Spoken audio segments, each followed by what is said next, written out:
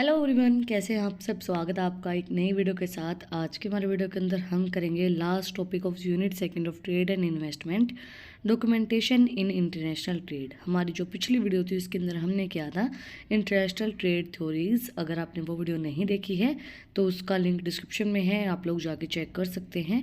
और अगर आप चैनल पर नए हैं तो सबसे पहले चैनल को जाकर सब्सक्राइब करें, बेल आइकन प्रेस करें for new updates.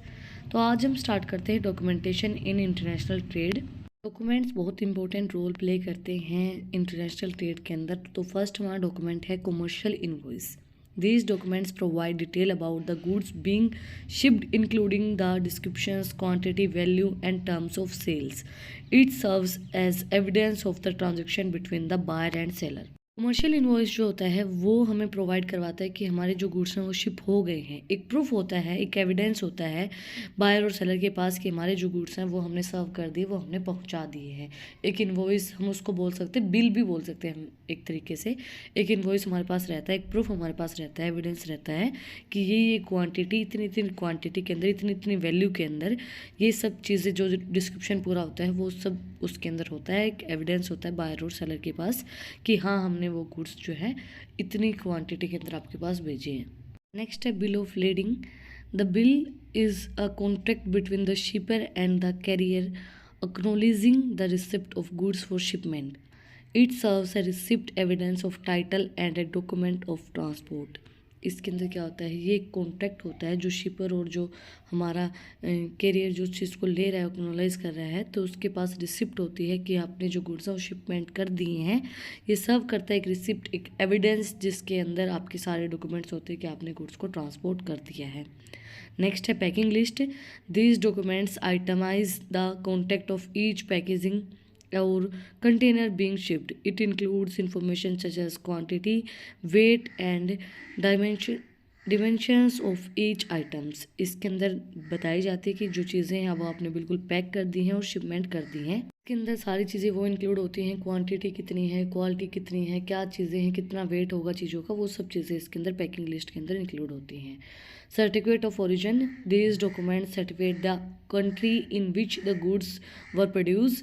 It may be required to determine eligibility for the professional trades agreements or to comply with the import regulations. ये हमें बताता है कि कहाँ से ये चीज़ बन के आई है। सर्टिफिकेट ऑफ ओरिजिन कि मतलब ये चीज़ कहाँ बनाई गई है, उस चीज़ का सर्टिफिकेट होता है कि ये चीज़ इसी जगह पे बनाई है और हमने ही बनाई है, वो सर्टिफिकेट उनके पास होता है। एलिजिबिलिटी बताता है कि आपने ही उन गुड्स को बनाया है, आपके पास उस चीज़ का सर्टिफिकेट है और पूरा ओरिजिन आपका कहाँ से हुआ है उस चीज़ का सर्टिफिकेट इसके अंदर होता है। नेक्स्ट है इंश्योरेंस सर्टिफिकेट।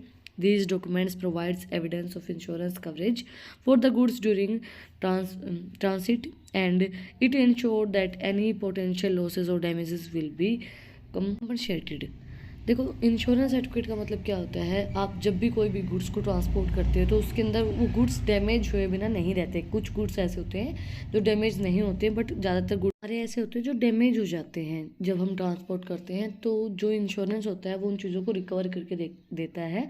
जो भी आपके गुड्स ट्रांसपोर्ट करते वक्त डैमेज हुए हैं उन सब चीज़ों को रिकवर करने के लिए, उनका पैसा हमें वापस मिल जाए, हमारे जो लॉस हैं वो रिकवर हो जाए, उसके लिए हम इंश्योरेंस करवाते हैं। तो इंश्योरेंस सर्टिफिकेट भी उसके अंदर होना चाहिए जो एक एविडेंस हो कि आपके अगर गुड्स डैमेज हो जाते हैं तो आपको उनकी रिकवरी मिल जाएगी, वो लॉस आपका कंपनसेट हो जाएगा, वो लॉस ही रिकवर हो जाएगा। नेक्स्ट है हमारा custom declaration. This forms provide information about the goods being imported और exported including their values, quantity and calculation for the custom purpose. It helps customs authorities assess duties, tax and regulatory compliances.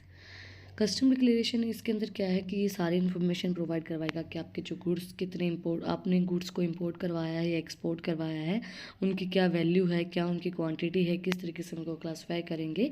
Custom का हमारा purpose क्या होता है, ये हमें help करता है आपकी ड्यूटीज़ को बताने के लिए। आपके जो गुड्स आपने किए हैं, जो ट्रांसफ़र किए हैं, एक्सपोर्ट किया, इंपोर्ट किया है, उनके ऊपर कितना टैक्स लगेगा, तो वो सब चीज़ें हमें कस्टम डिक्लेरेशन बताती है और वो डॉक्यूमेंट हमारा नीडेड होता है।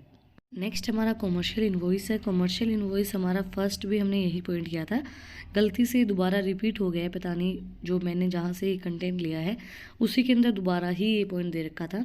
तो ये गलती से मेरा रिपीट हो गया है। इसके अंदर पता है क्या चीज़ है, थोड़ी सी इन्फॉर्मेशन जो है, थोड़ी सी लैंग्वेज जो थोड़ी सी और अच्छे से घुमा फिरा के दे रखी है। फिर भी मैं आपको दोबारा बता देती हूँ इस पॉइंट के बारे में। इस पॉइंट के अंदर बोला गया है कि इसके अंदर सारी डिटेल इन्फॉर्मेशन होती है जो इंक्लूड की जाती है बायर और सेलर जो गुड्स को भेजता है, सोल्ड करता है। और ये एक एविडेंस होता है कस्टम क्लियरेंस का कि आपकी जो क्लियरेंस है, आपने जो गुड्स बेचे हैं, इम्पोर्ट करवाए हैं, एक्सपोर्ट करवा किए हैं, वो सब चीज़ें जो हैं वो क्लियर हैं। नेक्स्ट हमारा पॉइंट है export licence. These are required for certain goods और technologies that are subject to export control regulations. They ensure compliance with the regular legal requirements. Export licence हमें बताता है जो भी चीज़ें हम कर रहे हैं वो बिल्कुल लीगल है, हमारे पास उस चीज़ की लाइसेंस है, उस चीज़ का परमिशन है कि हम जो भी चीज़ें भेज रहे हैं, मंगवा रहे हैं, एक्सपोर्ट कर रहे हैं, मतलब यहाँ से हम जो भी चीज़ भेज रहे हैं वो जो चीज़ है वो लीगल है, हमारी टेक्नोलॉजी के साथ हो रही है और उसका हमारे पास पूरा लाइसेंस है भेजने का। Import license. Some countries may require import license for specific goods to regulate their entry into the country. These license ensure compliance with the local regulations.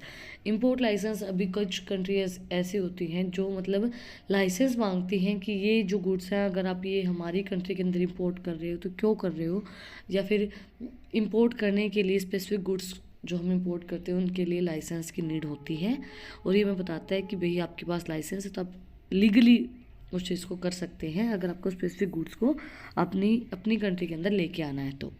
Review sanitary certificates. These certificates are necessary for the export of plants, plan products और other regulated agriculture commodities. They verify that the goods meet specific health and safety standards. ये जो certificate है वो इसलिए मांगा जाता है कि आप जैसे प्लांट्स हैं और एनिमल्स के लिए कोई भी चीज़ आती है, एग्रीकल्चर के लिए कोई भी चीज़ आती है, प्लांट प्रोडक्ट्स के लिए जो भी प्रोडक्ट्स आते हैं हमारे इंपोर्ट एक्सपोर्ट करवाए जाते हैं, वो उनकी सेफ्टी है या नहीं है, वो आपकी जो बॉडी है उसके हार्म तो नहीं करेंगे, हेल्थ को इफेक्ट तो नहीं करेंगे, आपकी सेफ्टी स्टैंडर्ड्स के लिए ये सर्टिफिकेट लिया जाता है। इसी के साथ आज का जो हमारा टॉपिक है वो कंप्लीट हो गया है। अगर आपको आज की वीडियो पसंद आई तो आप लोग को पता ही क्या करना है, कमेंट सेक्शन में मुझे बताना है कि आपको वीडियो कैसी लगी। कोई भी डाउट है तो वो भी आप लोग कमेंट सेक्शन में मुझसे पूछ सकते हैं। और अगर आपको इन टॉपिक्स की PDF चाहिए तो टेलीग्राम चैनल का लिंक भी डिस्क्रिप्शन में है, आप उसको जाकर सब्सक्राइब कर सकते हैं।